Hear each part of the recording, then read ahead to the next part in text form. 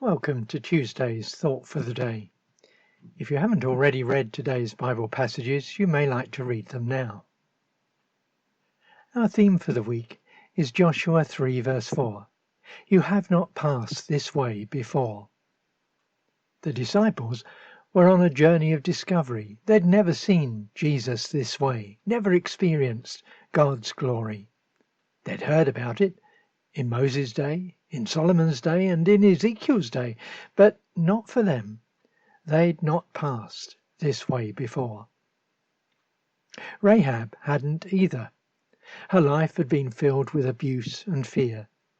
The idea that the God whom the Israelites knew might be worth trusting was new to her, and on the spur of the moment she instinctively acted in faith. She hid the Israelite spies and aided their getaway.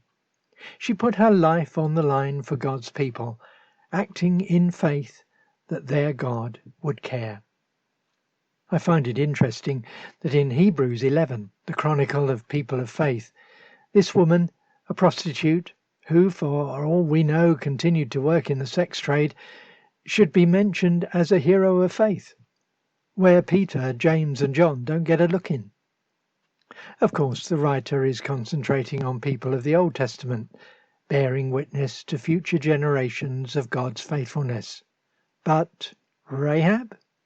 And all because of one spur-of-the-moment action of faith.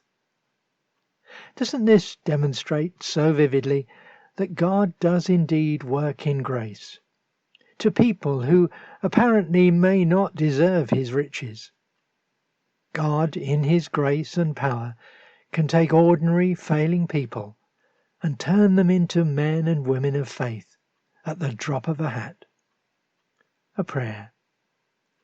Jesus, in your glory, bend down to help me to trust you too. Amen.